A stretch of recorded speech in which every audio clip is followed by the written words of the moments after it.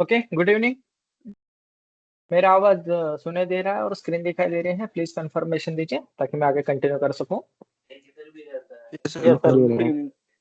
Okay, good evening. Screen दिखाई दे रहा है ना screen? Yes sir. Okay okay, ठीक है। आज हम चैप्टर 5 देखने वाला है, जो कुछ छोटा है चैप्टर। ठीक है। चैप्टर का जो टाइटल है वो है motor vehicle act 1988 and rules. ठीक है, लेकिन इसके सिलेबस में क्या क्या कवर है वो हम पहले देख लेते हैं। सेंट्रल मोटर व्हीकल रूल्स है, ये इसमें कवर 1989 के। दूसरा, Maharashtra motor vehicle rules 1989। Most of the question जो है वो इन्हीं दोनों रूल्स पर आते हैं। उसके बाद है transport of hazardous good bye road rules जो भी है। ठीक है। तो जो हम हजार्डस मटेरियल या हजार्डस गुड्स जिसे कहा जाता है कि जिससे पब्लिक को खतरा हो सकता है, एग्जाम्पल जैसे कि पेट्रोल, डीजल, एलपीजी गैस ले लीजिए, एसिटिलीन गैस ले लीजिए, ठीक है, अमोनिया गैस ले लीजिए जो कि टॉक्सिक इन नेचर है। तो ऐसे जो गुड्स है, ऐसे जो मटेरियल है, चाहे वो कोई भी फॉर्म में हो, चाहे वो सॉलिड फॉर्म में हो, चाहे वो लिक्विड फॉर्म में हो या फिर गैसियस फॉर्म में हो, इनको अगर रोड से ले जाया जा रहा है, ट्रांसपोर्ट किया जा रहा है एक जगह से दूसरी जगह पर, ठीक है, तो उस रिगार्डिंग क्या क्या रूल्स हैं उस पर यहाँ पर आपको क्वेश्चंस आते हैं या फिर उसके बारे में हम डिस्कस करेंगे आगे। आगे यहाँ पर IMDG एंड IATA, ये दोनों क्या ऑर्गेनाइजेशन है, इनका क्या रोल है, इनके ऊपर किस तरीके के क्वेश्चंस आते हैं, कौन कौन से टॉपिक कवर होते हैं, ये हम आगे डिस्कस करेंगे।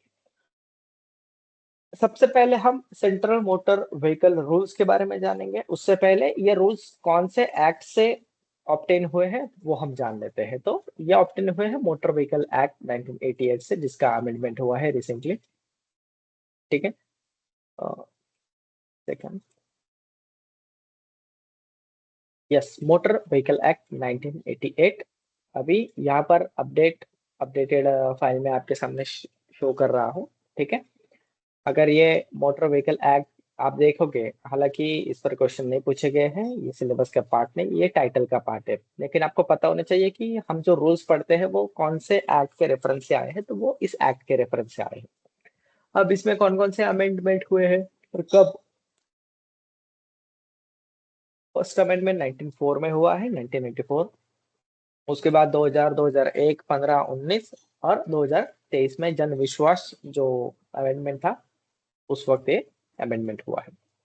अब आते हैं हमारे CMVR की तरफ। CMVR means central motor vehicle rule 1989। आप चाहे तो लिख लीजिए आपके नोटबुक में, CMVR, central motor vehicles rules. ठीक है। अब दिस रूल्स में be called the central motor vehicle rules. ठीक है। उसके बाद इसमें एक्ट का नाम यहाँ पर दिया गया है, डेफिनेशन इंपॉर्टेंट है, मोटर व्हीकल्स एक्ट 1988, और उसके जो भी ये है अमेंडमेंट्स, ठीक है, तो वो इंक्लूडेड है इसमें। इसमें आपका डेफिनेशन आता है एक्ट का। उसके बाद एग्रीकल्चर ट्रैक्टर का। अब आप सोचोगे ट्रैक्टर, तो ट्रैक्टर का डेफिनेशन, क्योंकि ये एक्ट जो है, ये जो कानून है या ये जो नियम है, रूल्स है, ये मोटर व्हीकल से रिगार्डिंग है, तो ट्रैक्टर भी इसमें आता है। एग्रीकल्चर ट्रैक्टर का डेफिनेशन है, it means a mechanically propelled four wheel vehicle designated to work with a suitable implement for a various field operation and or trailers to transport agriculture material. Agriculture tractor is a non transport vehicle। ठीक है, तो वो कोई transport vehicle नहीं है। उसके बाद trailer का यहाँ पर डेफिनेशन दिया गया है। एग्रीकल्चर ट्रेलर किसे कहा जाता है, जिसे हम जनरल ट्रॉलीज वगैरह कहते हैं। ठीक है, तो वो है। अच्छा, ये जो डेफिनेशन मैं आपको बता रहा हूँ, ठीक है, ये IMP है इसलिए बता रहा हूँ मैं। तो ये क्वेश्चंस इस पर पूछे गए हैं, जैसे कि फिल इन द ब्लैंक्स करके पूछे जाते हैं इस पर क्वेश्चंस, तो इसलिए ये इंपॉर्टेंट है। ठीक है। मैं जब एक्सप्लेन कर रहा हूँ तो आप नोट डाउन भी कर लीजिए कि मैं कहाँ कहाँ पर इंपॉर्टेंट बता रहा हूँ। ठीक है। नेक्स्ट है कंस्ट्रक्शन इक्विपमेंट व्हीकल। ठीक है, इसका भी डेफिनेशन पूछा गया था। It means rubber tired including pneumatic tired. ठीक है, rubber padded or steel drum wheel mounted self-propelled excavator, loader, backhoe, compactor, roller, dumper, motor, grader, mobile crane, dozer, fork, lift truck, self loading concrete mixer. देखो तो concrete mixer को भी हम construction equipment vehicle की श्रेणी में यहाँ पर दिया जाता है या फिर उसे कंसिडर किया जाता है। डंपर, मोटर ग्रेडर, उसके बाद any other construction equipment vehicle और combination designated for off highway operation in mining, industrial undertaking, irrigation, general construction. ठीक है, तो इस इन सारे जो भी व्हीकल्स है उसको हम कंस्ट्रक्शन इक्विपमेंट व्हीकल कहते हैं। अब यहाँ पर एक वर्ड है, देखो, ऑफ हाईवे ऑपरेशन। ठीक है, अब ऑफ हाईवे ऑपरेशंस किसे कहा जाता है? जैसे कि अगर आप देखोगे माइनिंग जनरली ऑफ हाईवे पर होता है, ठीक है, तो उसको हम ऑफ हाईवे व्हीकल या फिर ऑफ हाईवे ऑपरेशंस कहते हैं। ठीक है, आगे इन्होंने एक्सप्लेनेशन भी दिया है, आप रेफर कर सकते हो। एक second, duration of 50 kilometre per hour. Yes, अभी यहाँ पर एक्सप्लेनेशन में इंपॉर्टेंट है, अ construction equipment vehicle shall be a non transport vehicle the driving on the road of which is incidental to the main of highway function and for a short duration at a speed not exceeding 50 kilometre per hour. दो condition यहाँ पर रखी है उन्होंने। सबसे पहले तो कोई भी कंस्ट्रक्शन इक्विपमेंट जो है वो नॉन ट्रांसपोर्ट व्हीकल है, नंबर वन। दूसरा, जिसका इस्तेमाल construction mining of highway function के लिए किया जाता है। दूसरी कंडीशन है कि उसकी जो स्पीड है यहाँ पर 50 किलोमीटर पर आवर से ज्यादा नहीं होनी चाहिए। ओके, तो ये यहाँ पर एक्सप्लेनेशन दिया है। अब मैं इतना आपको क्यों बता रहा, क्योंकि ये एग्जाम्पल के 50 किलोमीटर पर आवर ये आपको पूछा जा सकता है कि भाई वो पूरा यहाँ पर आपको एक्सप्लेनेशन दे देंगे और यहाँ पर फिल इन द ब्लैंक्स दे देंगे कि 50 किलोमीटर पर आवर यहाँ पर हटा देंगे और फिर आपको ऑप्शन देंगे जैसे कि 20 kilometre per hour, 100 kilometre per hour, 80 kilometre per hour और 50 किलोमीटर पर आवर। तो इस तरीके से आपको चार में से एक चुनना है, याद रखना।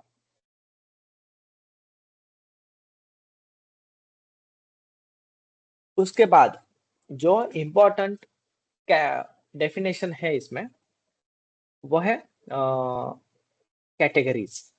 ठीक है, जो कैटेगरीज इसमें कंसिडर की गई है वो category L1 means a motorcycle as defined in subsection 27 of section 2 of the act with maximum design speed not exceeding 45 kilometer per hour and engine capacity not exceeding 50 cc if fitted with a thermic engine। ठीक है, तो इसे हम L1 category कहते हैं, मतलब सबसे lowest वाला। भाई उसकी जो डिजाइन स्पीड है 45 किलोमीटर आवर से ज्यादा नहीं होती है और उसकी इंजन का कैपेसिटी 50 सीसी का होता है। अगर आप जनरली देखोगे तो हमारे जो बाइक्स है, स्कूटर्स है, तो उनका इंजन का कैपेसिटी कितना होता है? 100 सीसी, 125 सीसी, 150 सीसी। अगर उससे ज्यादा बुलेट वगैरह है तो आप देखोगे 350 सीसी। और अगर हाई स्पीड या स्पोर्ट्स जो बाइक्स वगैरह है तो उनकी तो कभी कभी तो 1000 सीसी तक भी चला जाता है। ठीक है, तो इस तरीके से उनका कैटेगराइजेशन किया गया है और हर साल कैटेगरीज के ऊपर क्वेश्चन आता है। तो कैटेगरी में आपको याद रखना है कि भाई L1 किसे कहा जाता है। जैसे कि एल का मतलब समझ लीजिए कि लो वाला है, ठीक है, तो 45 kilometre per hour and 50 CC का यहाँ पर आपको कैटेगरी L1 है। तो आपको क्वेश्चन पूछा जाता है कि एग्जाम्पल कि motorcycle as defined in sub section 27 of section 2 of the act with a maximum design speed not exceeding 45 km per hour and engine capacity not exceeding 50 cc if fitted with a thermic engine। okay, it means dash dash, फिर आपको option देंगे L1, L2, M, M2, ऐसा कुछ तरीके से आपको option दिए जाते हैं। आपको एक उसमें से चुनना है। तो ये मोस्ट इंपॉर्टेंट है, नोट डाउन कर लीजिए कि आपको कैटेगरी भी बाय हार्ट करनी है। दूसरा है कैटेगरी L2। इसमें क्या आता है कि 45 kilometre per hour an engine capacity exceeding 50 cc। Okay, तो ये L2 हो गया मोटरसाइकिल का विथ थर्मिक इंजन। अब यहाँ पर देखिए कि थर्मिक इंजन का यहाँ पर ये फिटेड विथ थर्मिक इंजन का कैटेगरी यहाँ पर लगा दिया है। तो इस तरीके से आप याद रखिए, मतलब जहां जहां पर थर्मिक इंजन है समझ लेने की L1 या L2 में से एक होगा। नेक्स्ट है कैटेगरी M। एम में क्या है कि भाई it means motor vehicle with at least 4 wheels used for carriage of passenger and their luggage। फिर ये हो गया कैटेगरी एम। फिर एम में क्या आता है, M1 भी आ गया इसमें। It means a motor vehicle use for carriage of passenger and their luggage comprising no more than 8 seats in addition to the driver seat. तो ये हो गया M1। फिर उसके बाद आता है M2। M2 में it means a motor vehicle used for the carriage of passengers and their luggage and comprising more than 8 seats in addition to the driver seat। मतलब ड्राइवर का सीट और प्लस 8। ठीक है। उसके बाद and having a maximum mass not exceeding 5 turns. Yes, आपको ये दिया जाएगा और आपको पूछा जाएगा कि ये क्या कैटेगरी कौन सा है। 5 टन तक उसका मैक्सिमम मास होगा। तो M1 है, M2 है, M3 है, M4 है, वट एवर इट। ठीक है, या इसमें से कोई भी नहीं है, ऐसा भी ऑप्शन आ सकता है उसमें। उसके बाद है M3 कैटेगरी। M3 भी पढ़ लीजिए कि मैक्सिमम मास एक्सीडिंग 5 टन यहाँ पर दिया गया है। फिर कैटेगरी एन। कैटेगरी एन में क्या आता है, motor vehicle with at least 4 wheels use for the carriage of goods. ठीक है। अब कैटेगरी एम वाला कौन सा था कि कैरेज ऑफ पैसेंजर, मतलब ये कैटेगरी जो है कैटेगरी एम, ये पैसेंजर व्हीकल्स के लिए, हम मतलब हमारी कार्स के लिए है। कैटेगरी एन किसके लिए है, जैसे कि गुड्स कैरेज, जैसे कि ट्रक वगैरह हो गया या फिर आप पिकअप कह सकते हो। ठीक है, तो उनके लिए हो गया। ये ट्रांसपोर्ट व्हीकल के लिए है, मतलब जिसमें से गुड्स मतलब मटेरियल यहाँ पर ट्रांसपोर्ट होता है। तो ये याद रखना। अब कैटेगरी एन आप समझ गए कि कौन सा कैटेगरी में आता है। 4 व्हील्स होना चाहिए उसमें, और यहाँ पर गुड्स कैरेज का जो ट्रक वगैरह है, ठीक है, पिकअप वगैरह है, तो ये उस श्रेणी में आता है। कैटेगरी का मतलब होता है श्रेणी। नेक्स्ट है N1। तो N1 किसे कहा जाता है, it means a motor vehicle use for carriage of goods and having a maximum mass not exceeding 3.5 tonne. अब यहाँ पर मास, मास का मतलब होता है कि उसका वेट कितना होता है, उस पर्टिकुलर व्हीकल का वेट या फिर मास कितना है। तो वो 3.5 टन से ज्यादा नहीं होता है, तो फिर वो कैटेगरी N1 में जाता है। फिर 3.5 से लेके 12 टन तक N2 कहते हैं। फिर 12 टन से ज्यादा को हम कैटेगरी N3 कहते हैं। तो ये भी याद रखें। अब स्मार्ट कार्ड तो अभी तक तो नहीं पूछा गया। Yes, international driving permit, yes important है। चैप्टर 2 और फॉर्म 6 से याद रखना। आप फॉर्म 6 से क्यों यहाँ पर मैंडेटरी और इंटरनेशनल ड्राइविंग परमिट क्या है। मान लो कि मुझे इंडिया से बाहर जाना है और मुझे खुद ड्राइविंग करना है, तो मुझे क्या चाहिए, इंटरनेशनल ड्राइविंग परमिट चाहिए। अगेन वो आपको रीजनल जो ट्रांसपोर्ट ऑफिस है वहां से ही कुछ अप्लाई करके फॉर्म वगैरह भर के आपको मिलता है। ठीक है, और वो वैलिड रहता है। आप जो जो कंट्रीज में आप जाओगे तो आप ड्राइविंग कर सकते हो उसके लिए। वो टेम्पररी पर्पस के लिए होता है। ठीक है, जनरली उसका वैलिडिटी 1 ईयर या फिर पर्टिकुलर स्पेसिफिक पीरियड तक रहता है, 1 मंथ से लेकर 1 ईयर तक, ऐसा कुछ है उसका। अब उसके बाद यहाँ पर आपको फॉर्म 6A इसमें दिया गया है, और फॉर्म 6A कब उसका सैंपल कब मिलेगा, नीचे जैसे ही रूल आप नीचे पढ़ोगे तो फॉर्म 6A का आपको सैंपल या फिर फॉर्मेट मिल जाएगा।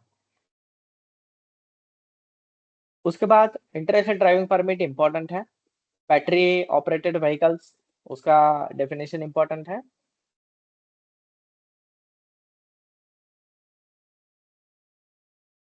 पावर टिलर, पावर टिलर का भी डेफिनेशन आप करके रखिए, इंपॉर्टेंट हो सकता है। चैप्टर 2, चैप्टर 1 हो गया भाई डेफिनेशन, एक्ट का टाइटल। चैप्टर 2 में क्या है, licensing of a driver of a motor vehicle. ठीक है, अब यहाँ पर लाइसेंस की बात आती है, तो यस इट इज इम्पोर्टेंट।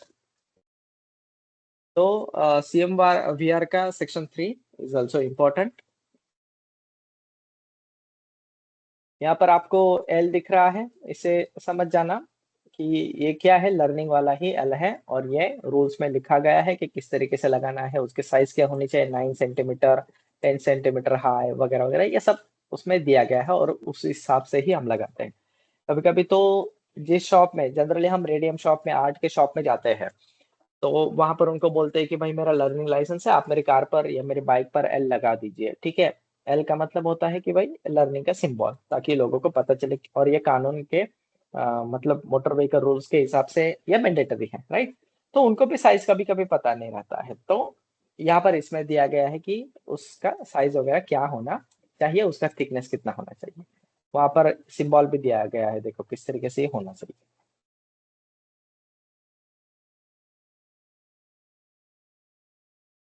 अब यहाँ पर ये डॉक्यूमेंटेशन वगैरह दिए गए हैं सब, कि क्या क्या एविडेंस के तौर पर आपके डेट ऑफ बर्थ वगैरह कंसिडर करने के लिए ये चाहिए।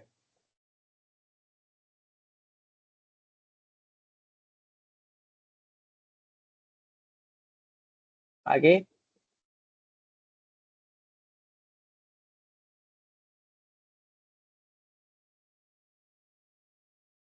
एक सेकंड।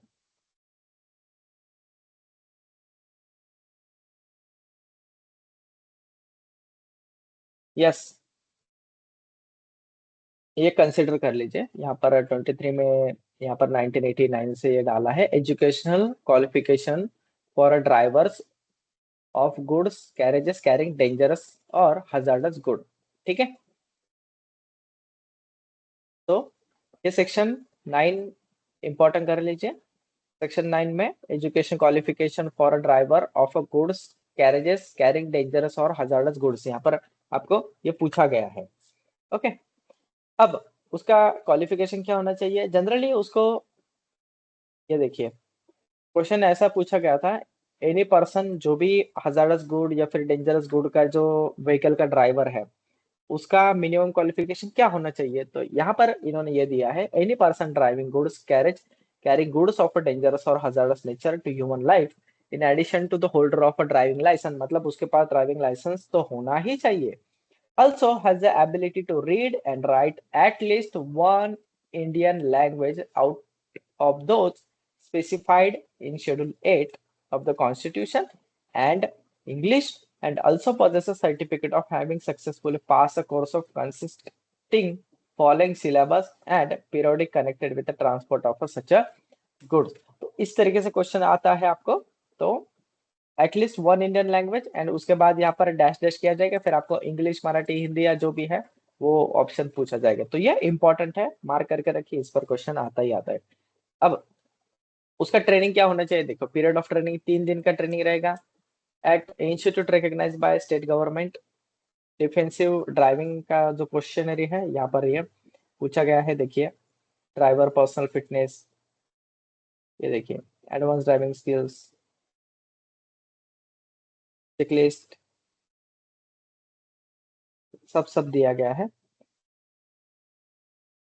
इंपॉर्टेंट ट्रेनिंग में क्या होना चाहिए, देखो यूएन क्लासिफिकेशन के बारे में उसको बताना चाहिए, हैशकैम कोड क्या रहता है, ठीक है, टॉक्सिसिटी के बारे में यहाँ पर उसको पता होना चाहिए, ट्रेम कार्ड, एमएसडीएस उसके बारे में उसको पता होना चाहिए, इमरजेंसी प्रोसीजर क्या, स्पिलेज के वक्त लीकेज के वक्त क्या होना चाहिए। तो ये सब उसके सिलेबस का पार्ट है, तो इस पर उसको ट्रेनिंग दी जानी चाहिए, ऐसा उनका कहना है। तो ये क्वालिफिकेशन होना चाहिए उसका, ठीक है।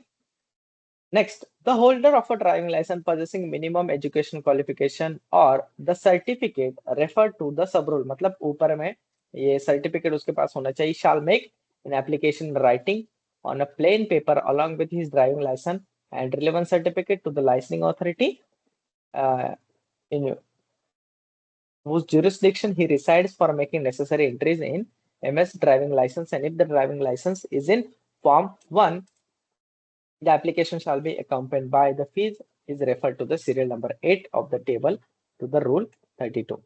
तो मतलब वो ड्राइविंग लाइसेंस के लिए यहाँ पर अप्लाई कर सकता है। एक्चुअली ड्राइविंग लाइसेंस के साथ उसका सर्टिफिकेट भी जुड़ा हुआ होना चाहिए, फिर वो प्लेन पेपर पर जाके यहाँ पर अप्लाई कर सकता है। ओके,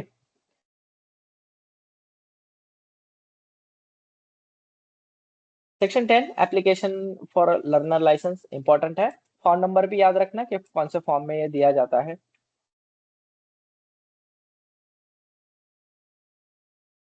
और आपको ये भी बता दो कि हम ये जो रूल्स देख रहे हैं ये सेंट्रल के रूल्स है, ठीक है, और हर एक स्टेट के अपने अपने मोटर व्हीकल रूल्स अलग है, ये भी याद रखना।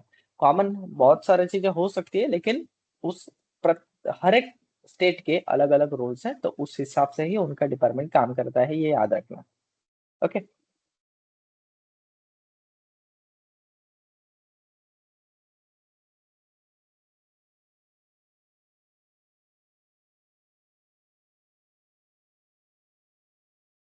एक सेकंड। सेक्शन 50 ड्राइविंग टेस्ट और सेक्शन 14 इंपॉर्टेंट है, ठीक है।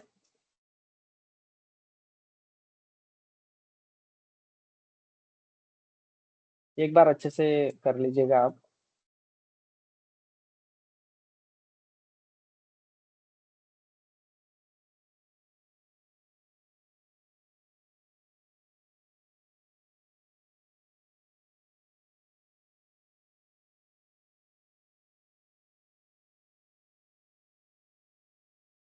यस एवरी ये जो फॉर्म नंबर है याद रखना, फॉर्म 6। तो जो भी ड्राइविंग लाइसेंस इश्यू होता है, रिन्यू होता है, वहां पर फॉर्म 6 में ही वो रिन्यू होगा। अब फॉर्म 6 का फॉर्मेट, उसमें क्या क्या कंटेंट होना चाहिए वो वहां पर दिए गए हैं।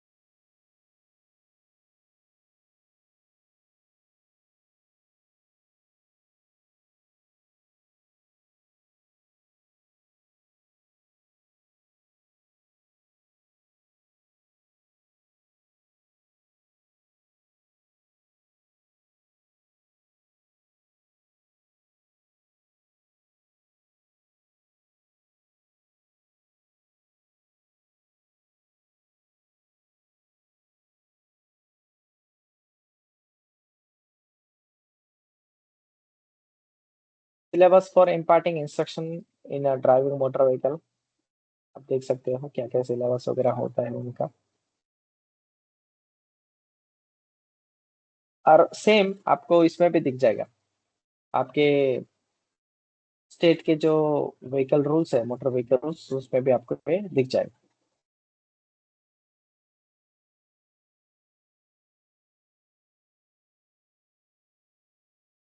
ये जो अमाउंट है, ठीक है, ये फाइन हो गया है, जो भी अमाउंट है ये टाइम टू टाइम अपडेट होता रहता है, वो नोटिफिकेशन जारी करते हैं स्टेट डिपार्टमेंट, ठीक है। सेंटर का डिपार्टमेंट हो गया, स्टेट का डिपार्टमेंट हो गया। आपने 2 साल पहले सुना होगा कि अचानक से जो भी फाइन्स थे, ठीक है, जैसे कि सिग्नल जंप किया, ministry of roads and highways ने उन्होंने क्या किया था, जो भी फाइन थे उसको बढ़ा दिया था, लगभग 500 रुपए, 1000 रुपए तक कर दिया है बहुत सारे अभी भी।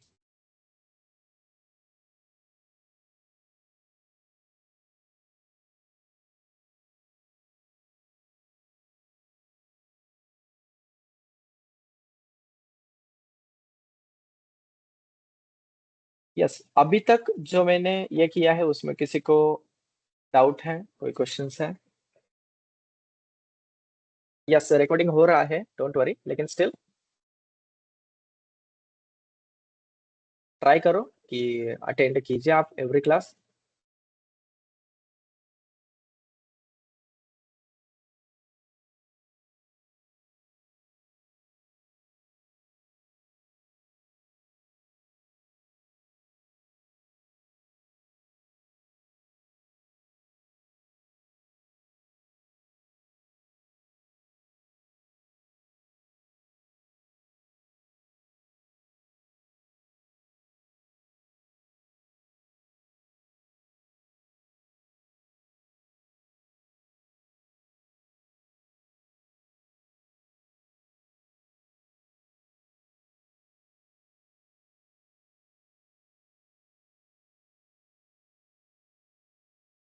बाद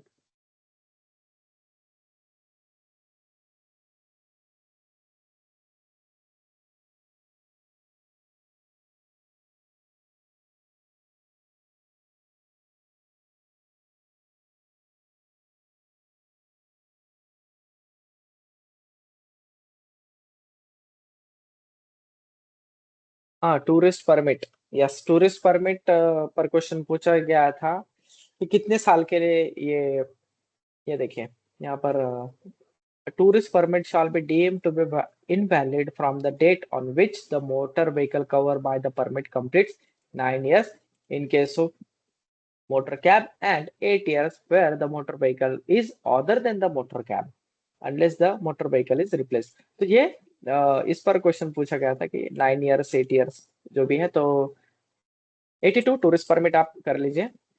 Where vehicle covered by tourist permit is proposed to be replaced by another, the latter vehicle shall not be more than 2 years old on the date of such a replacement। ठीक है, तो टूरिस्ट परमिट जनरली उसमें vehicle भी हम swap कर सकते हैं, change कर सकते हैं, लेकिन वो 2 साल से पुराना व्हीकल नहीं होना चाहिए, ऐसा उनका कहना है। तो रूल नंबर 82 आप मार्क कर लीजिए, CMVR का है, centre motor vehicle rules, important है, उस पर क्वेश्चन पूछा गया था।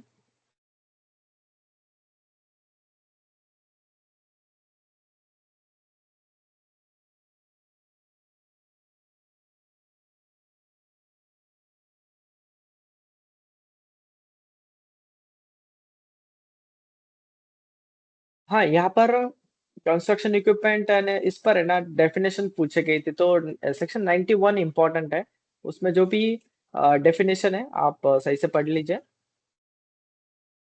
ठीक है, construction equipment and maintenance of motor vehicle में डेफिनेशन इंपॉर्टेंट है।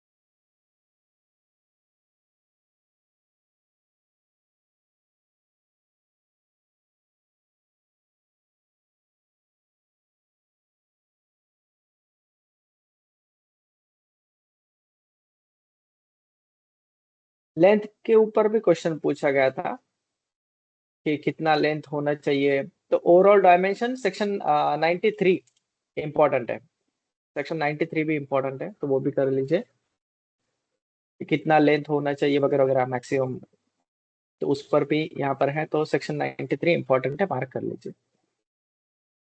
और उसके सब सेक्शन भी पढ़ लीजिएगा। ठीक है, देखिए, the overall length of a construction equipment vehicle in travel shall not exceed 12.75 metres. ठीक है, तो ये सब याद रखना, और उसके बाद 18 मीटर, तो ये एक बार सही से रेफर कर लीजिएगा।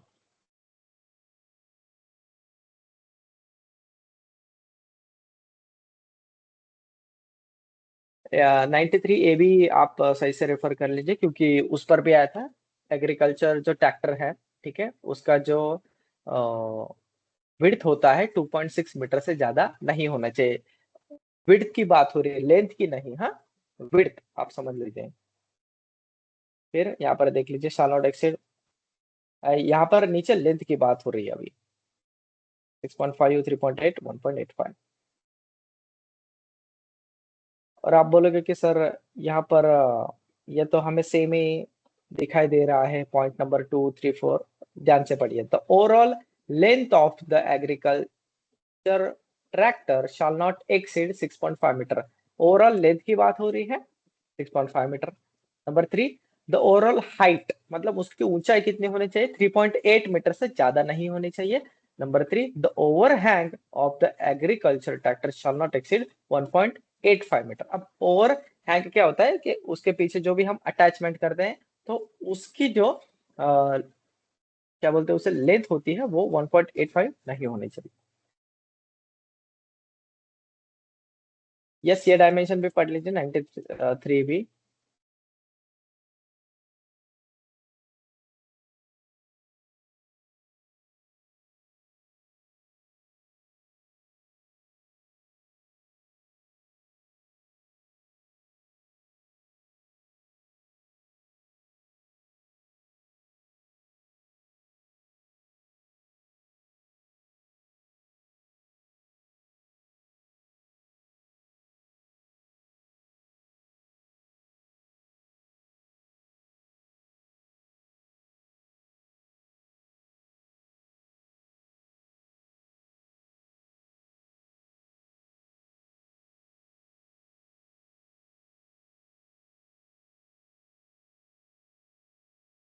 ब्रेक भी नहीं, उस पर भी पूछा गया है।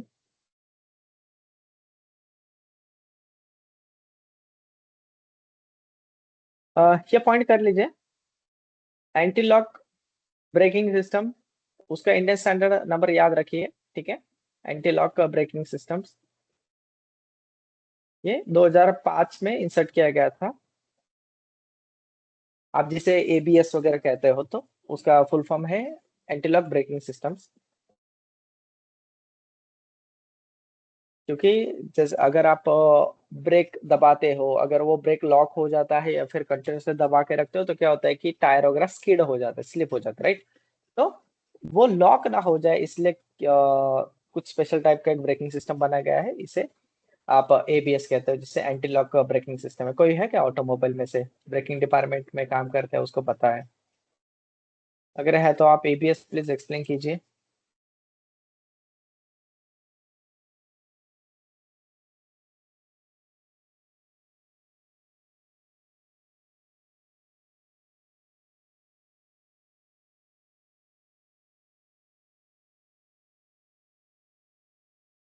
Section number 96D, breaking requirement power tillers.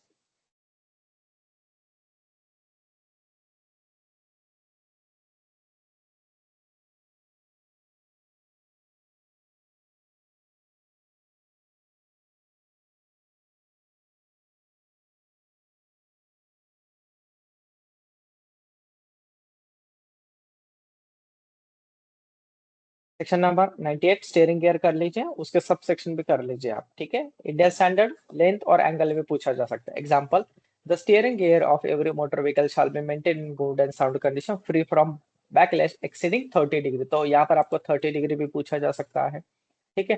Turning radius के बारे में इसको पूछा गया था। नेक्स्ट यहाँ पर इंडिया स्टैंडर्ड नंबर भी याद रखिएगा उसका। ये देखिए यहाँ पर नॉट एक्सीडिंग 30 डिग्रीज, ये याद रखिए। लाइक नंबर पर ज्यादा फोकस करिए, एक बार सही से पढ़ लीजिए आप।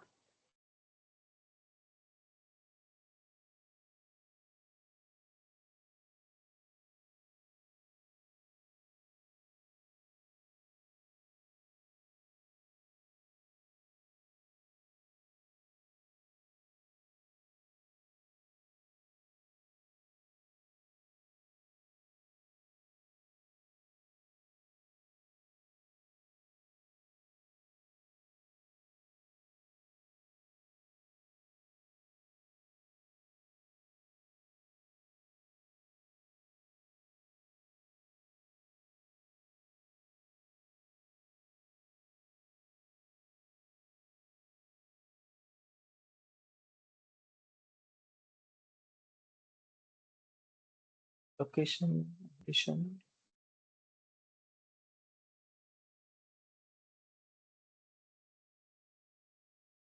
हाँ, एक क्वेश्चन BS4 पर भी पूछा गया था, नोट डाउन कर लीजिए कि BS4 का रजिस्ट्रेशन का लास्ट डेट कितना था। मतलब BS4 का जो व्हीकल का था, भारत स्टेज 4, उसका लास्ट डेट ऑफ रजिस्ट्रेशन कहाँ, कब तक चलता था, कौन सी डेट तक चला था।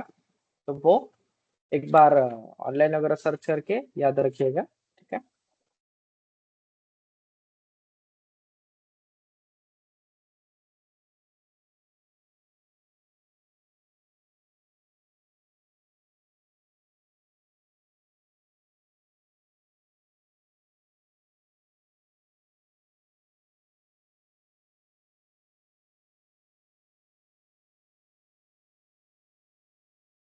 तो नहीं पूछा गया था।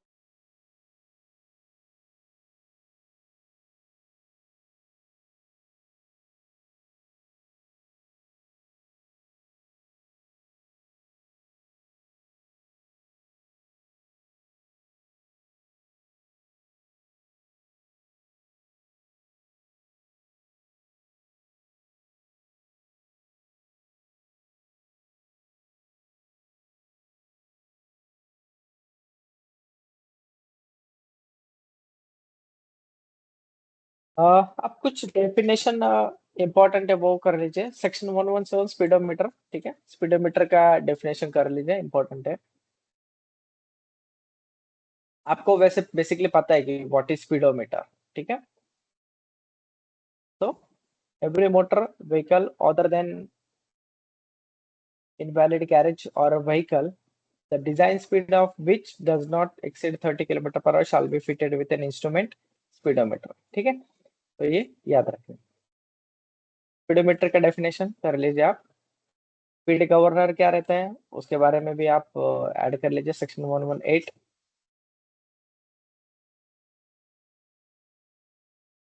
सेक्शन 119 में पूछा गया था कि इंडियन स्टैंडर्ड क्या है, ठीक है, हॉर्न का। IS 1884 1992 ये भी पूछा जा सकता है, ठीक है। तो ये इंपॉर्टेंट है सेक्शन 119 हॉर्न। यहाँ पर आप ये कर सकते हो, इंडिया स्टैंडर्ड याद रखिएगा कि इलेक्ट्रिक जो हॉर्न है उसका इंडिया स्टैंडर्ड क्या रहता है, ठीक है। तो ये पूछा जा सकता है, पूछा गया था। 120 साइलेंसर।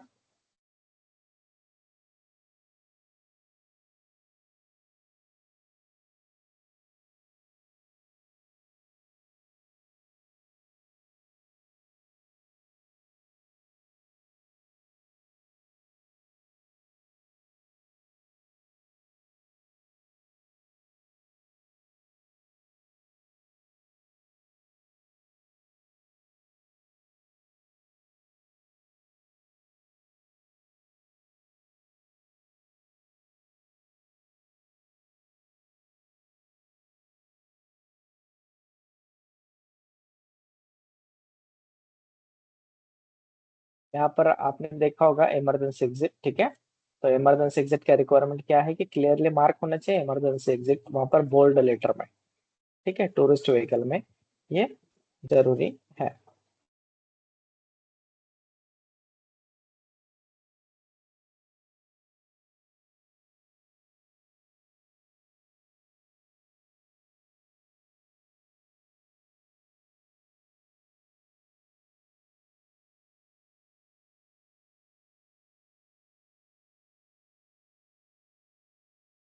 हाँ, transportation of goods dangerous, yes, section 129 most important. ऐसा आप कर सकते हैं, पूरा पढ़ लीजिए सही से क्या है क्या नहीं है उसमें। ट्रांसपोर्टेशन ऑफ गुड, उसके क्या क्या रूल्स है, जैसे कि every such goods carriage carrying same type of dangerous or hazardous goods whether in bulk or in packages shall display distinct mark in a class level appropriate to the type of the dangerous good or hazardous specified in column 3 of the table 1 to the rule 137 आगे। तो ये इस तरीके से आपको ये पढ़ना है, एक्सप्लेन करना है। नेक्स्ट है every good carriage carrying any dangerous goods shall be equipped with the safety equipment for preventing fire, explosion or escape of a hazardous goods or nature। जैसे कि स्पिल किट उनके पास होने चाहिए, लीकेज के kit होने चाहिए, prevent करने के लिए फायर या फिर एक्सप्लोजन के लिए उनके पास सेफ्टी इक्विपमेंट होने चाहिए। एग्जांपल जैसे कि इमरजेंसी वॉल, फायर एक्सटिंग्विशर, ये सब उस व्हीकल पर होने जरूरी है, ठीक है। Park arrest 129A important. Class level, yes, UN के जो क्लासेस हैं 9 क्लास, ठीक है, तो वो आपको पता होने चाहिए। अगर मैं आपको यहाँ पर दिखाऊं यूएन के, United Nations classes of students,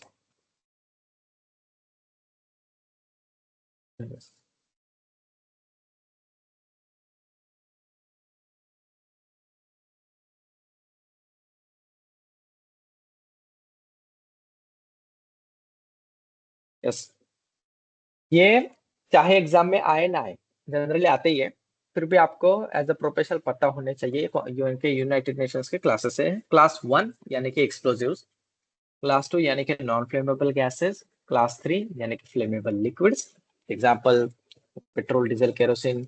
explosives में जो भी एक्सप्लोजिव्स आते हैं वो सब उसमें आएंगे। फ्लेमेबल सॉलिड्स आते हैं जैसे कि सोडियम वगैरह हो गया। Oxidisers and organic peroxide, oxidiser oxygen gas भी हो सकता है उसमें, ठीक है। बाकी के पेरोक्साइड्स वगैरह होते हैं। तो क्लास 5 उसमें है। क्लास 6 पॉइजन या फिर पॉइजनस जो चीजें हैं, और ये सिर्फ क्लासेस नहीं, इसमें भी सब क्लासेस भी हैं, याद रखना, ओके। तो यहाँ पर क्लास 6 इन्फेक्शियस सब्सटेंस उसमें आते हैं। जनरली लैब वगैरह के जो भी ये होते हैं सैंपल्स वगैरह वो इसमें आते हैं।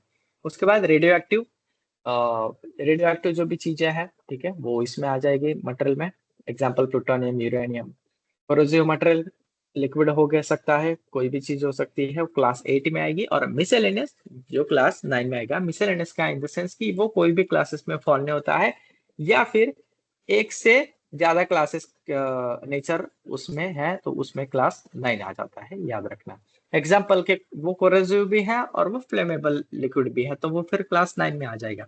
ठीक है, तो इस तरीके से आप याद रखिएगा इसको, और ये इंपॉर्टेंट है।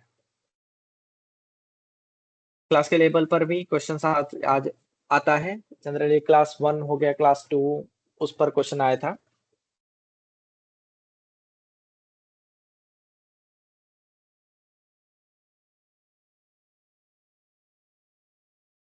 हाँ, ये कर लीजिए। 133 responsibility of driver, 134 emergency information panel. अब ईआईपी क्या रहता है, इमरजेंसी इंफॉर्मेशन पैनल, मैं आपको सैंपल दिखा देता हूँ। हर एक जो भी व्हीकल्स होता है उस पर आपको ये देखने को मिलता है।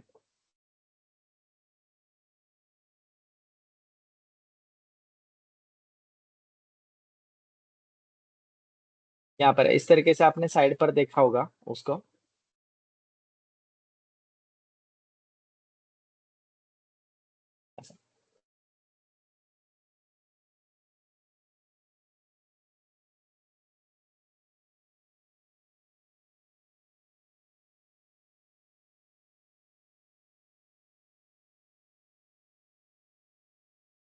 देखा है क्या ऐसा, यस और नो? Yes sir. यस, तो उसे हम yes emergency sir. Information panel कहते हैं। अब इसके पूरा गाइडलाइन दिया गया है, ठीक है। ये किस तरीके से होना चाहिए, उसका साइज क्या होना चाहिए, उसका सिंबल का मार्किंग कैसे होना चाहिए, तो ये स्टैंडर्ड है, और ये स्टैंडर्ड के हिसाब से ही आपको पैनल दिखता है, हमेशा याद रखना। और अच्छा हाँ, कुछ स्टूडेंट के डाउट्स है उनको मैं क्लियर कर लेता हूँ। नाफिस जी बोलिए। सर पूछ रहा था कि जो जैसे ये हजार्डस जो मटेरियल को बता रहे थे कि ढोने के जो चलाता है उसको ऑपरेटर का लाइसेंस और कैटेगरी कुछ बोल रहे थे, तो हाँ, इक्विपमेंट लाइसेंस का भी कुछ कैटेगरी है क्या सर? इक्विपमेंट लाइसेंस, सॉरी मैं समझा नहीं, कौन सा हाँ। इक्विपमेंट की बात कर रहे हो आप? जो कंस्ट्रक्शन इक्विपमेंट है उसका भी लाइसेंस का कुछ कैटेगरी है सर? क्या है उसका है रिक्वायरमेंट कुछ है? यस, है ना, मैंने पहले बताया ना उसका। कंस्ट्रक्शन जो इक्विपमेंट है, ठीक है, उसका रूल नंबर कौन सा था, आप रिकॉर्डिंग सुनोगे तो उसमें दिख जाएगा। बिगिनिंग में मैंने बताया था उसका, तो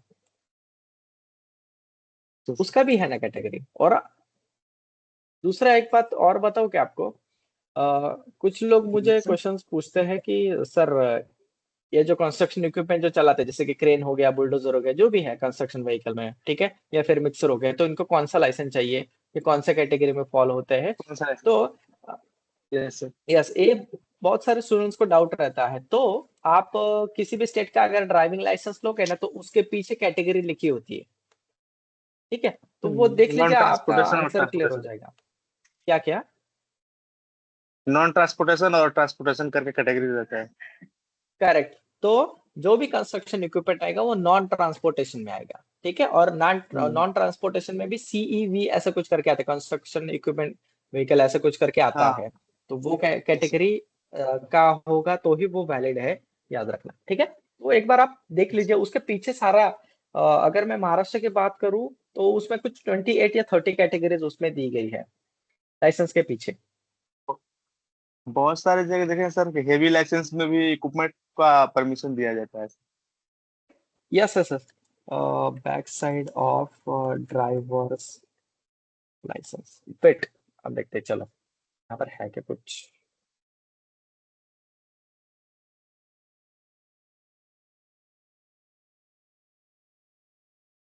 आपको ऑनलाइन सर्च करके दिखाता हूँ। यस, ये लेजेंड है,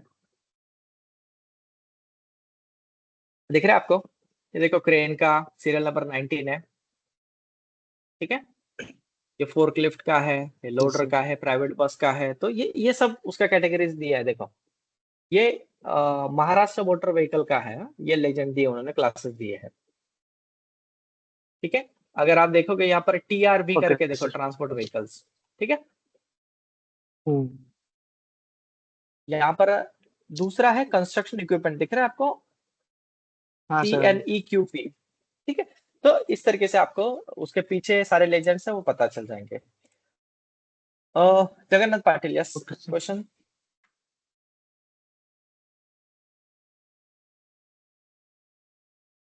हेलो। जगन्नाथ पाटिल। हेलो।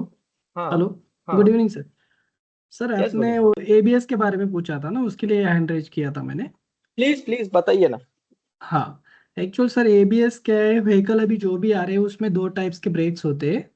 एक ओके होता है एयर एयर ब्रेक, एक होता है ऑयल ब्रेक। So okay. बहुत सारी गाड़ियों में आगे जो व्हील ड्राइव होते हैं उनमें डिस्क ब्रेक लगे होते हैं, और बैक साइड में जो होते हैं वो ड्रम ब्रेक्स लगे हुए होते हैं। तो पॉसिबिलिटी क्या होता है, जब इमरजेंसी ब्रेक कोई मारता है एकदम इमरजेंसी सिचुएशन में, तो जब आगे के टायर जो फ्रंट व्हील ड्राइव होता है वो लॉक होने की वजह से गाड़ी पलटी हो सकती है, या फिर मतलब अनबैलेंस हो सकती है। हेलो। ओके। सर सुन रहे हो ना? यस यस हाँ। यस। Yes yes yes. हाँ। तो ए एबीएस का जो फंक्शनैलिटी होता है ना सर, वो एक्चुअल कितना ही जोर से आप प्रेस करोगे तो वो जो फोर्स होता है, या ऑयल का हो या हाँ एयर का, सो वो हाँ। डिवाइडेशन हर एक व्हील में एक समान जाता है। और सडनली वो पूरे जो पैड्स होते हैं या फिर ब्रेक्स पैड होते हैं वो लॉक नहीं होते। वो लॉक होते फिर छुट्टे, लॉक होते और छुट्टे, आप कितना भी प्रेस करके रखो, एबीएस उनको रे मतलब ब्रेक लगाता है छोड़ता है, ब्रेक लगाता है छोड़ता है, चाहे आप पैडल एक तरीके दबा प्रेस क्यों ना किए हो। तो उसमें क्या होता है, हाँ हाँ। गाड़ी सडनली एक तो स्लीप नहीं होती है, उसके बाद पलटी भी नहीं होती है, और मतलब अनबैलेंस भी नहीं होती है। तो वो सडनली कुछ 1 किलोमीटर मतलब 100 मीटर या 200 मीटर पे ऑटोमेटिक वो कंट्रोल होती है। तो उसको एंटी ब्रेक सिस्टम हम बोलते हैं एबीएस। और इसके साथ में अभी एक प्लस हुआ है, हम्म, ईबीडी करके। ओके। एबीएस प्लस ईबीडी मतलब, जैसे कि हमारा इंडियन में राइट राइट व्हील ड्राइव है ना, तो हम कभी भी समझो। Right hand drive, yes. हाँ हाँ, राइट हैंड ड्राइव है, तो हम कभी भी सपोज रोड पे जो चलते हैं वो लेफ्ट साइड में जाते, और आने वाले सामने हाँ वाले जो आता है वो राइट साइड से आता है। तो हाँ। एबीएस प्लस ईबीडी का काम ये होता है कि जब भी आप फोर्सफुली ब्रेक लगाओ तो वो सामने ना जाके एक लेफ्ट साइड में, मतलब रास्ते के किनारे उतर के वो ऑटोमेटिकली उसको ब्रेक लगाता है, मतलब सामने गाड़ी पलटी ना हो या सामने से आने वाली गाड़ी को डैमेज ना करे। तो ऑटोमेटिक वो लेफ्ट साइड में जाके रुकती है। ये उसका अच्छा। है सर। हाँ। Okay, thank you Jagannath ji. Yes, और थैंक कोई यू। ऐड करना चाहेगा इसमें? Thank you so much information share करने के लिए। नियाज अहमद। सर मेरा क्वेश्चन ये था, हाँ सर अभी आपने वो लाइसेंस का कैटेगरी बोला था ना सर, कंस्ट्रक्शन व्हीकल के लिए सब सेपरेट। लेकिन एक हाँ एक हाँ चीज़ हमारा मतलब, मैं साइट में काम करता हूँ, जब भी हाँ। अपना साइट में मोबाइल क्रेन आता है या हाइड्रा आता है उस टाइम पे वो लोग थर्ड पार्टी मतलब शो करते हैं हम लोगों को। Third party. हाँ मतलब मान लीजिए कि वो हाइड्रा चलाता है तो उसका वो थर्ड पार्टी लेके आता है हाइड्रा के लिए, या मोबाइल क्रेन चलाता है तो उसके लिए वो लाता है कि थर्ड पार्टी, जेसीबी के लिए भी वो लोग थर्ड पार्टी मतलब हम लोगों को प्रोड्यूस करते हैं। तो उस टाइम पे वो वैलिड है सर? थर्ड पार्टी मतलब मतलब कोई भी ड्राइविंग लाइसेंस एजेंट जैसा एजेंसी का लेटर मतलब हेड पर उस लिख के लाते हैं क्या ऐसा अभी वो? अभी मेरे कर्नाटका स्टेट में ना सर, ये मतलब क्रेन वगैरह का ऐसा मतलब नहीं है, वो लोग नॉर्मली ट्रांसपोर्ट दे देते हैं। प्लस हम लोग उनको हाँ। ट्रांसपोर्ट, हम लोग बोलते हैं कि ट्रांसपोर्ट नहीं चलेगा मतलब हाइड्रा के लिए या मोबाइल क्रेन के लिए, लेकिन वो लोग साथ में लेके आते हैं थर्ड पार्टी, हमारे पास थर्ड पार्टी है बोल के। अच्छा डियर, मुझे कर्नाटका का व्हीकल रूल अभी तो नहीं पता है एग्जैक्टली, ठीक है। हाँ सर। हाँ सर। लेकिन मुझे महाराष्ट्र का पता है, इसीलिए मैंने दिखा दिया। अब जैसे आपने कहा कि एक्सकेवेटर के लिए वो क्या है, तो एक्सकेवेटर जैसे भी जनरल लोग बोलते हैं उसको, तो इसका। एक्सकेवेटर के लिए मैं यहाँ पर LDR XCV कैटेगरी प्रेफर करूंगा महाराष्ट्र व्हीकल रूल्स के लिए, राइट। हाँ हाँ। अब हाँ सर। अगर वो कोई हाइड्रा लाते हैं या फिर फराना जैसे कि क्रेन्स हो गए, तो उनके लिए मैं क्रेन का कैटेगरी प्रेफर करूंगा। इसके लिए फोर्कलिफ्ट आते तो फोर्कलिफ्ट का करूंगा, ठीक है, हाँ क्योंकि हाँ। यहाँ पर अच्छे से सिग्रीगेट किया है। अब हाँ हाँ। ये आपका ड्यूटी रहेगा डियर कि आप कर्नाटका के रूल्स में आइडेंटिफाई कीजिए कि वो कौन सा कैटेगरी के रीजनल जो ट्रांसपोर्ट ऑफिस है, RTO जिसे कहा जाता है, तो वो कौन सा लाइसेंस इशू करते हैं।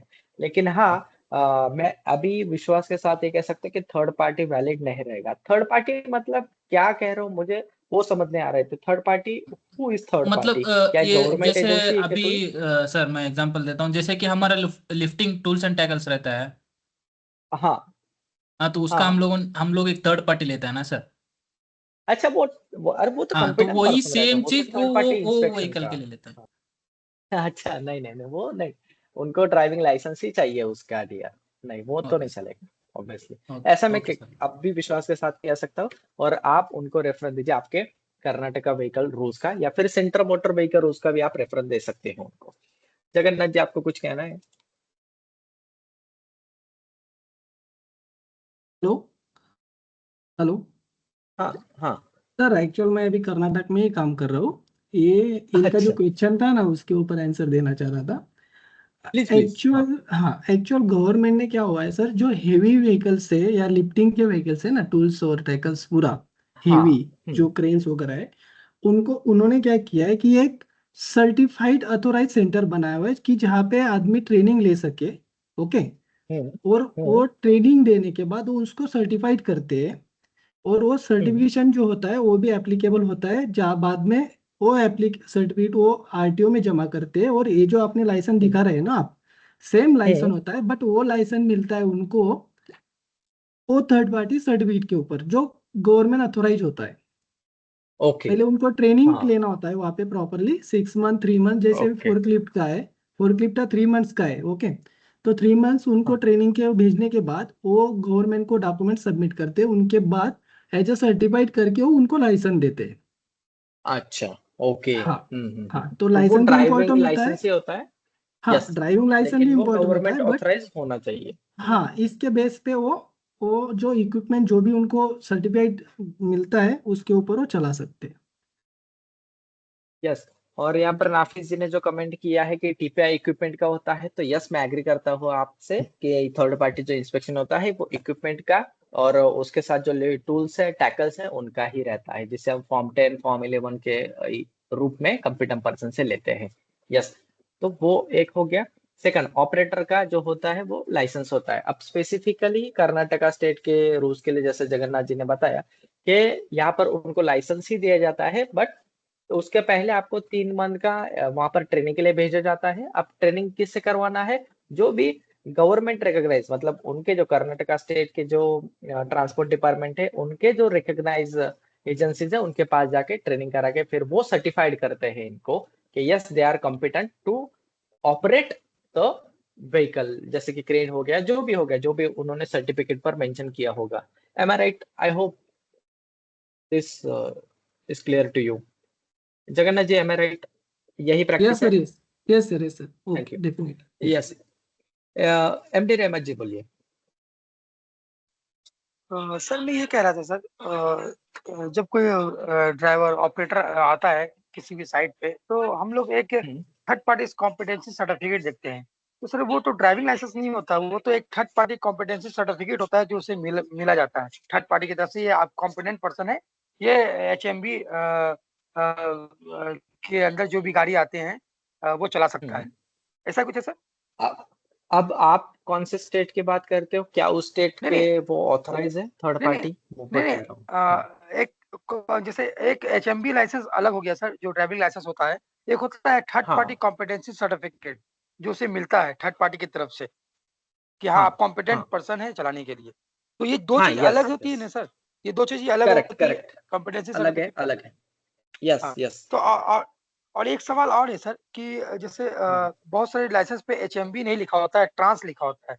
तो लोग बोलते हैं कि हाँ। ट्रांस में आ जाता है एचएमबी, हैवी मोटर व्हीकल।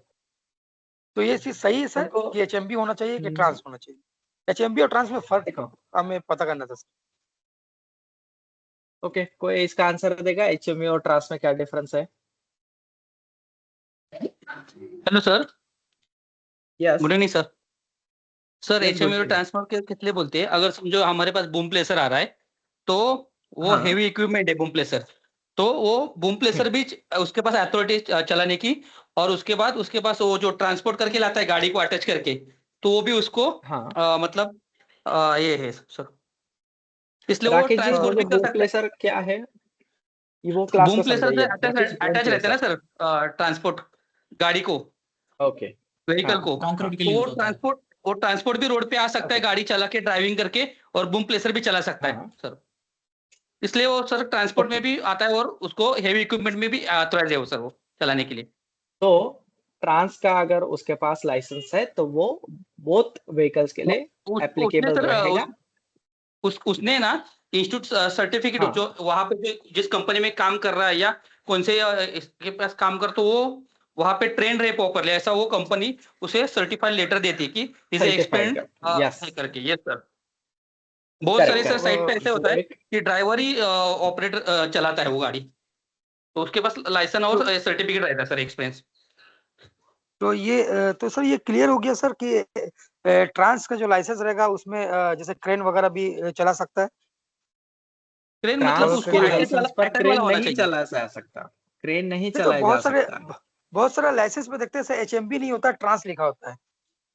हाँ जब इस पे तो इश्यू वो खड़ा होता है बस तो बोलते हैं ट्रांस, कि नहीं ट्रांस है, तो ट्रांस से एचएमबी भी आ जाता है, तो ये भी चला सकता है क्रेन गाड़ी। का नहीं, क्रेन का लाइसेंस अलग है, ट्रांस का लाइसेंस ट्रेन का तो अलग है। अलग है सर। ट्रांसपोर्ट, हाँ ट्रांस का लाइसेंस ट्रांस किसके लिए है ये मैं आपको बताता हूँ। ट्रांस का लाइसेंस जैसे कि ट्रक चलाते हैं, पिकअप चलाते हैं, जो ट्रांसपोर्ट व्हीकल मतलब गुड्स का ट्रांसपोर्ट, मटेरियल एक जगह से दूसरी जगह पर, में ठीक है, ये हो गया ट्रांस। अब इसमें हेवी एप्लीकेबल है, आप हेवी व्हीकल भी चला सकते हो। हेवी व्हीकल में जिसका जो कैपेसिटी है वो ज्यादा है। क्रेन आर डिफरेंट नाउ, ठीक है, तो सर मैं क्रेन, हाँ तो सर मैं वो ये लोग कह रहा था कहते हैं कि वो एप्लीकेबल नहीं है। सर जो आप ये स्क्रीन पे शो हो रहा है सर, जो महाराष्ट्र मोटर व्हीकल का डिपार्टमेंट जो लाइसेंस इशू करता है, इसमें कैटेगरी हाँ वाइज किया गया है गाड़ी, मगर और भी बहुत सारे स्टेट में ऐसा नहीं है सर कि कैटेगरी वाइज इस तरह हाँ का लाइसेंस जारी करता है। वहाँ पे एचएमबी लिख नहीं देगा या करते, ट्रांस लिख देगा, तो उसमें लोग क्रेन भी चला लेते हैं और ट्रांसपोर्ट वाला भी चला लेते हैं। यस।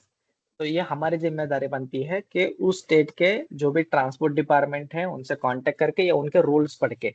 तो मैं एक सिंपल आपको सलाह देना चाहूंगा, आप जिस जिस स्टेट में काम करते हो उसके आपको जो भी ट्रांसपोर्ट डिपार्टमेंट है उससे कांटेक्ट करके आप सीधा सीधा कंसल्टेशन ले लीजिए, एजेंट से कंसल्टेशन ले लीजिए, आप सर तक जाने की भी जरूरत नहीं है। हर एक ट्रांसपोर्ट ऑपरेशन में कंसल्टेंट रहता है, जो एजेंट रहता है लाइसेंस वगैरह निकाल देने का। ड्राइविंग लाइसेंस है, सॉरी ड्राइविंग जो स्कूल्स है तो आप उनसे भी कांटेक्ट कर सकते हो नजदीकी। थोड़ा सा वक्त निकाल के ऑनलाइन भी आप नंबर वगैरह ढूंढोगे तो कंसल्टेशन फीस पेड करके आपको जो चाहे वो कंसल्टेशन दे देंगे विथ रेफरेंस, विथ रेफरेंस। अगर हाँ आपको खुद R&D करना है तो उस स्टेट के जो भी रोड मिनिस्ट्री है, ट्रांसपोर्ट मिनिस्ट्री है, उसका वेबसाइट पर जाके आपके रूल्स वगैरह है डाउनलोड करके आप पढ़ सकते हो, उसमें ये सब दिया गया है। लेकिन हाँ वो टाइम कंज्यूमिंग रहेगा, उससे अच्छा ये है कि कंसल्टेंट की सलाह लीजिए। Simple as that. ये कौन कौन सी कैटेगरी मुझे बताइए भाई, और मुझे उसका प्रूफ भी दीजिए बाय रूल जो भी है, ठीक है। तो ये मेरा पर्सनल ओपिनियन है आपसे। आई होप आपको क्लियर हो गया होगा रहमत जी। Okay sir. तो पहले ये चीजें कीजिए, ठीक है। अभी जो प्रैक्टिस चल रहा है फिलहाल तो चलने दीजिए, लेकिन हाँ क्रेना डिफरेंट है और ट्रांसपोर्ट ये डिफरेंट है। जब आपको ये सारी चीजें लीगल पता होगी तब आप एप्लीकेबल कर सकते हो। जैसे हम यूनिट 1 जब लेजिस्लेशन पढ़ते हैं तो मैं बार बार, पहले आपने नोटिस किया होगा 5 से 6 जो लेक्चर ले उसमें हर बार मैं ये कह रहा हूँ कि आप जिस स्टेट में काम कर रहे हो या फिर करना चाह रहे हो या फिर एक से ज्यादा स्टेट में आपको काम करना पड़ता है, हर एक स्टेट के लेजिस्लेशन आपको पता ही होने चाहिए। ये आपकी जिम्मेदारी कि उनको पता करे, उनको फॉलो करे, सर ये इम्प्लीमेंट अभी कीजिए जो चाहे वो। सर अभी यस। जो मोटर व्हीकल एक्ट है 1988 जो हम लोग पढ़ रहे हैं, तो सर उसमें ये हाँ डिफरेंस दिया गया है एचएमबी में कौन कौन से व्हीकल आएंगे और ट्रांस में कौन कौन से व्हीकल आएंगे। यस, आप पढ़िए ना, ठीक है। और एक्ट से ज्यादा आप रूल रेफर कीजिए, रूल में ज्यादा इंडेप्थ दिया गया है, ठीक है। एक्ट में तो दिया गया है ओके सर। क्लासिफिकेशन, अभी मैं सेक्शन वाइज में नहीं जा सकता हूँ, लेकिन आप रूल्स में ज्यादा पढ़िए कि और अच्छे तरीके से दिया गया है उन्होंने, ठीक है।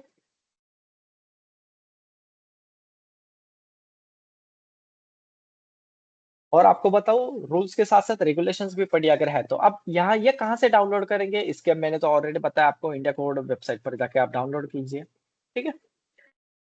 अब बात करते हैं MMVR की, महाराष्ट्र मोटर व्हीकल रूल्स, ठीक है। महाराष्ट्र मोटर व्हीकल्स रूल्स में सबसे पहले तो ये रूल्स क्या है, the Maharashtra motor vehicle rules 1989 इसे कहा जाएगा। उनके जो भी अमेंडमेंट्स है वो भी हम उसमें कंसिडर करेंगे। उसके बाद एक्ट सबको पता है कि कौन सा एक्ट है, motor vehicle act, central motor vehicle जो एक्ट है उसकी हम बात करते हैं। फिर रीजनल ट्रांसपोर्ट ऑफिसर, इसका डेफिनेशन इंपॉर्टेंट है।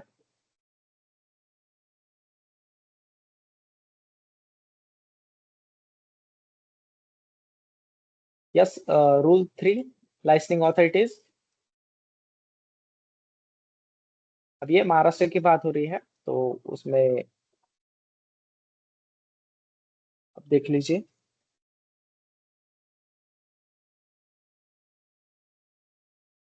अब यहाँ पर मैं सिर्फ सेक्शन नंबर बताऊंगा आपको, ठीक है। आप रूल नंबर आप सही से ये कर लीजिए।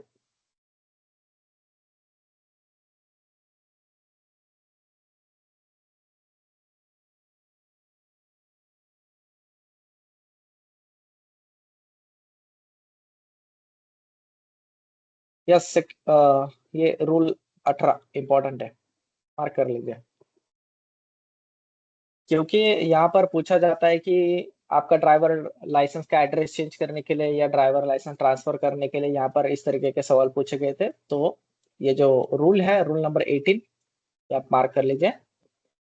यहाँ पर ये भी पूछा जा सकता है कि कितने दिनों में चेंज हो गया, जो भी है 3 मंथ्स, इस तरीके भी क्वेश्चन पूछे जा सकते हैं।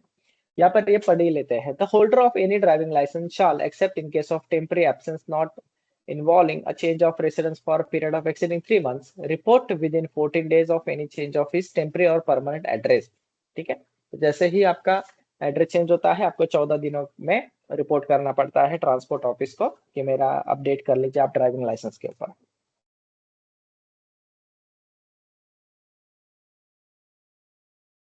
यस, रूल 20, इस पर भी क्वेश्चन पूछा जाता है कि आपकी ड्यूटीज क्या है।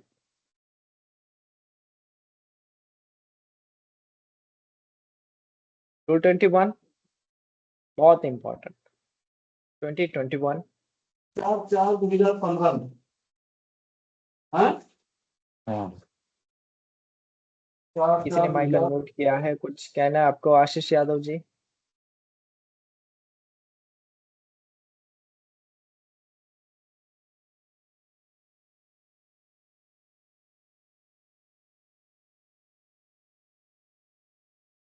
Rule 23,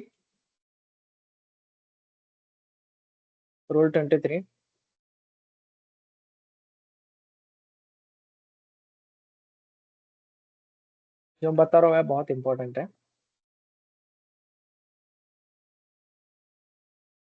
28, rule 28।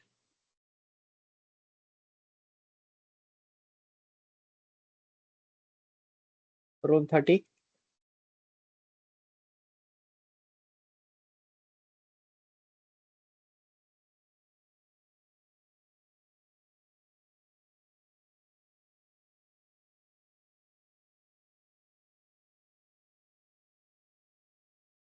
रूल 34।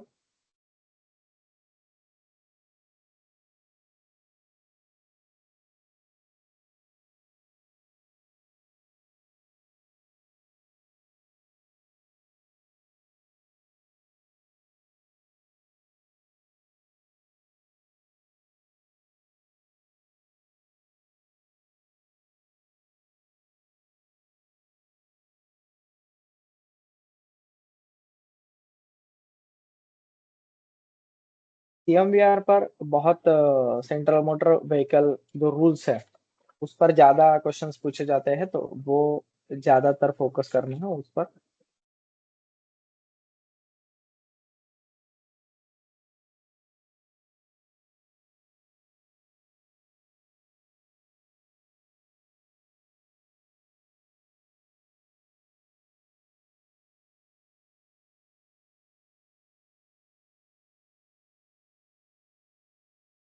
उसके बाद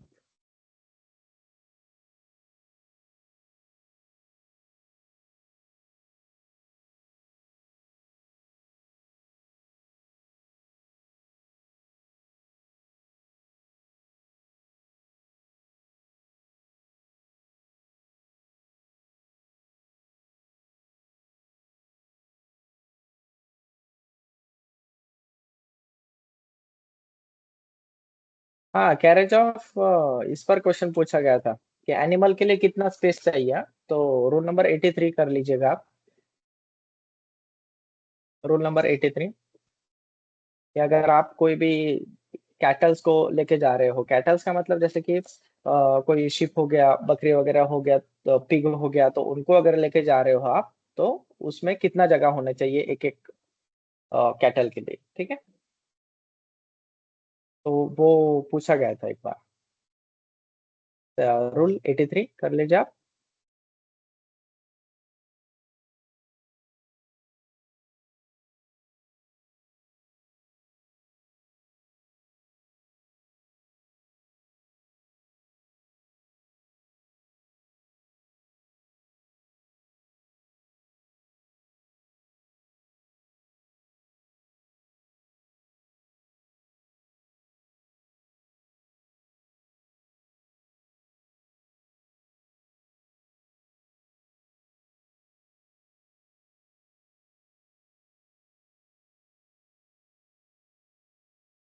आप देख रहे हो कितने पेजेस का, 179 पेजेस का है। जो जो मैं बता रहा हूँ वो इम्पोर्टेंट है, वो करिए।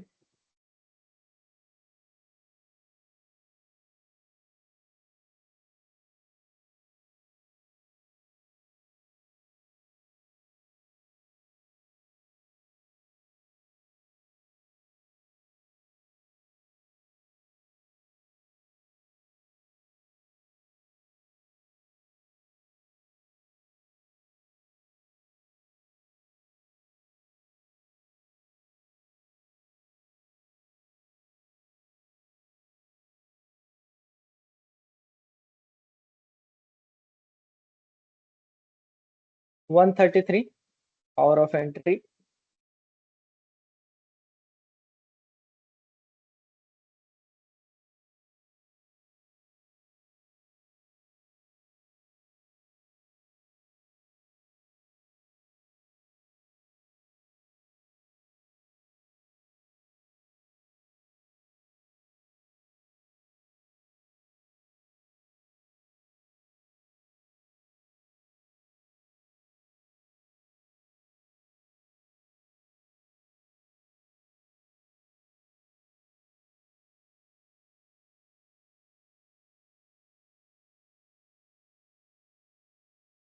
One 163 dangerous projection. रूल 163। अब ये महाराष्ट्र मोटर व्हीकल रूल्स की बात हो रही है।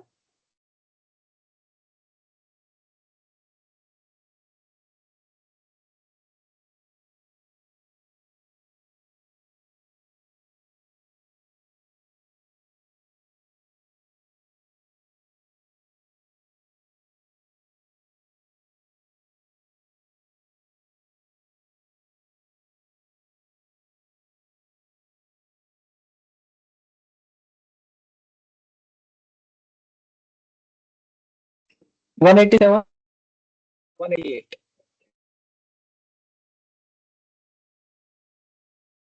187, 188,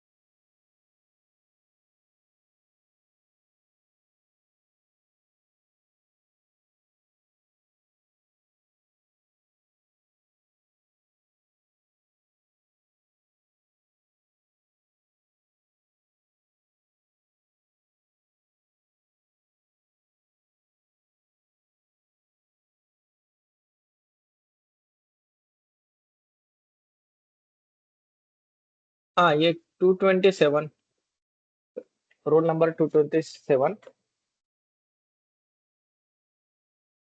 ये यहाँ पर उनका स्पीड के बारे में पूछा गया था।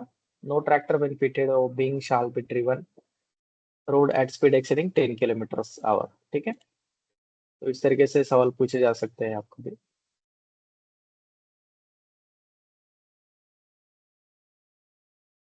सेक्शन रूल 230, ठीक है, इंपॉर्टेंट है।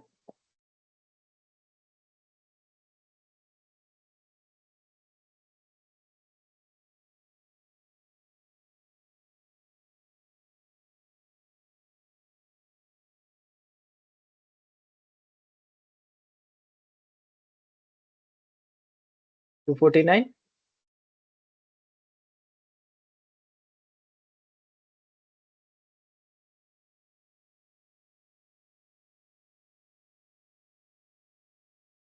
नहीं, इस पर कोई सवाल नहीं पूछे गए हैं क्ले इंश्योरेंस या ट्रिब्यूनल तक।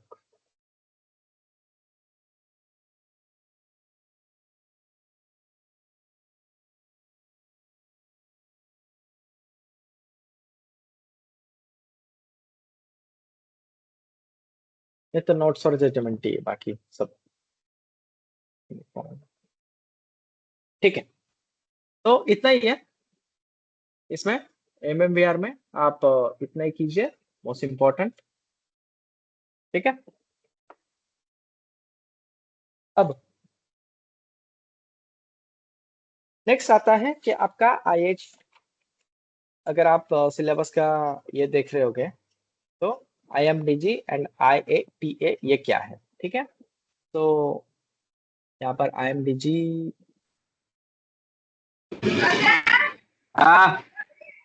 चालू है इनकी international class. Maritime dangerous goods. पोपट मोरे माइक अनम्यूट करा, आपला म्यूटच ठेवा। ठीक है, IMDG अगर आप देखोगे उसका फुल फॉर्म लिख लीजिए, international maritime dangerous goods.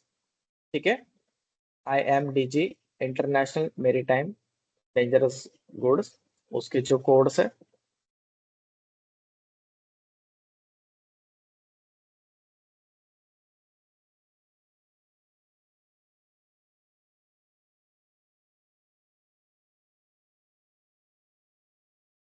International maritime dangerous goods. अब इसको मैं थोड़ा आपको आइडिया दे देता हूँ मैं कि ये किसके बारे में है, क्या है, ये ऑर्गेनाइजेशन क्या करती है। जो भी हम डेंजरस गुड्स की श्रेणी में जो भी आता है, यूनाइटेड नेशंस ने कुछ मटेरियल की लिस्ट बनाई है कि जिनको हम डेंजरस गुड्स कहते हैं। एग्जाम्पल क्रूड ऑयल हो गया, ठीक है, या कोई गैसेस हो गए, जैसे कि मीथेन गैस ले लीजिए, तो हम उसको शिप से ट्रांसपोर्ट करते हैं। और आपको पता है कि शिप का जो भी वेसल रहता है वो समुद्र के रास्ते से ही आता है। अगर मान लो कि ऐसा कोई डेंजरस केमिकल, डेंजरस मटेरियल, चाहे वो सॉलिड हो लिक्विड हो, ठीक है, अगर वो लीकेज होता है, स्पिलेज होता है, तो क्या होगा फिर, समुद्र में ये होगा, मिक्स होगा, तो उससे एनवायरमेंट, ठीक है, उस प्रॉपर्टी को, लोगों को, और जो भी समुद्र में रहने वाले जो जीव हैं, तो उनको भी यहाँ पर खतरा हो सकता है। तो उसकी सेफ्टी के लिए यहाँ पर उन्होंने क्या किया है, ये ऑर्गेनाइजेशन फॉर्म किया है और उसके लिए ये गाइडलाइंस बनाई है। ठीक है, तो ये सब उसके कोड उसे कहते हैं, उस गाइडलाइंस को हम सारे कोड्स कहते हैं कि क्या, कौन कौन से रेगुलेशन, कौन कौन से गाइडलाइन हमें फॉलो करनी है या उन कंपनी को फॉलो करनी है जो ऐसे डेंजरस गुड्स को समुद्र के रास्ते से ट्रांसपोर्ट करते हैं। एग्जाम्पल समझ गए, तो वो इस गाइडलाइन को, इस कोड को फॉलो करते हैं। अब मुझे क्वेश्चन किस तरीके से पूछा जाता है, आपको ये पूछा जाएगा कि भाई ये IMDG जो है वो किसके बारे में है, तो आपको बताने की 4 ऑप्शन दिए जाएंगे आपको कि डेंजरस गुड को समुद्र के रास्ते से ट्रांसपोर्ट करने के लिए है, या फिर ये एयर वे से ट्रांसपोर्ट करने के लिए, या जो भी है वो 4 ऑप्शन आपको दिए जाते हैं, उसमें से एक आपको चुनना है। ठीक है, अब नेक्स्ट क्या है, नेक्स्ट है IATA रूल्स क्या है। ठीक है, अब IATA के बारे में अगर आप देखोगे तो उसका फुल फॉर्म लिख लीजिए, इंटरनेशनल एयर ट्रांसपोर्ट एसोसिएशन है ये। ठीक है, जिसके मेंबर लगभग 350 से ज्यादा एयरलाइंस है। एयरलाइंस अगर मैं कहूँ तो उसमें दो तरीके के मेन कैटेगरीज होती है।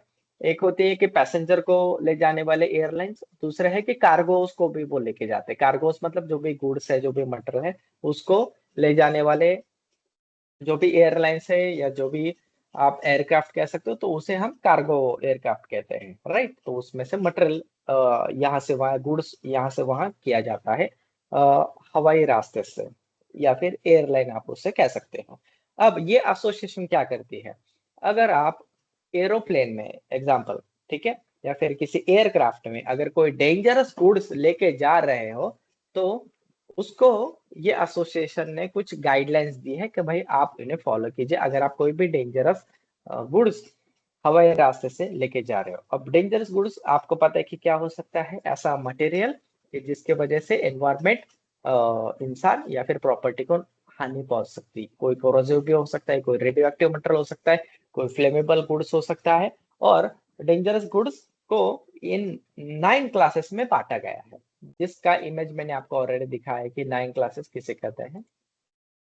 शायद वो चला गया, तो वो 9 क्लासेस है यूएन के, ठीक है। तो एक्सप्लोजिव्स हो गया, गैसेस हो गया, फ्लेमेबल लिक्विड्स हो गया, फ्लेमेबल सॉलिड्स हो गया, ऑक्सीडाइजर हो गया, corrosive material, radio active material, poisonous material, फिर इन्फेक्शियस सब्सटेंस, ये सब डेंजरस गुड्स के कैटेगरी में आते हैं, ठीक है।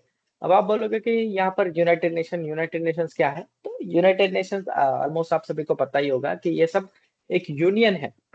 ये सब देशों के जो भी सारे कंट्रीज हैं उनके उन्होंने मिलके ये एक यूनियन बनाया है। तो ये हमें गाइडलाइंस देता है सारे देशों को, और हम सब ये फॉलो करते हैं। अब यूनाइटेड नेशंस को बनाने के पीछे बहुत सारे मकसद थे, जैसे कि विश्व में शांति बनी रहे, फिर उसके बाद आपसी देशों में जो है वो व्यापार बढ़े, ठीक है। तो और हम ये सारी दुनिया ग्रो करें, दैट्स इट। ये सारे मकसद है यूनाइटेड नेशंस के, और उनके अंडर ये सारी ऑर्गेनाइजेशंस आती है, जैसे कि international maritime hello sir. Dangerous goods से। यस यस बोलिए।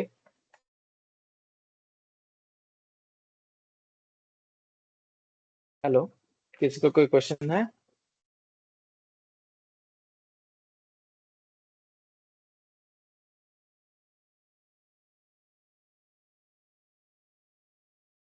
ओके, अब यहाँ पर आपके सिलेबस में आईएमडीजी और आईएटीए के बारे में यहाँ पर दिया गया है, तो उसमें सिर्फ 2 ही क्वेश्चन आपको पूछे गए हैं आज तक, मैंने जो भी स्टूडेंट्स को पूछा है कि what is the difference between IMDG and IATA, ठीक है। नंबर 1 ये क्वेश्चन पूछा गया है। और आईएमडीजी और आईएटीए ये कौन से रूट को फॉलो करते हैं, या फिर इनके जो गाइडलाइन है कौन से रूट में दी जाती है। जैसे कि आईएटीए तो एयरलाइंस के अगर आप डेंजरस गुड्स को एयर के रूट से ट्रांसपोर्ट करते हो, और आईएमडीजी अगर आप समुद्र के रास्ते से, सी बेस से अगर डेंजरस गुड्स को ट्रांसपोर्ट करते हो तो ये है।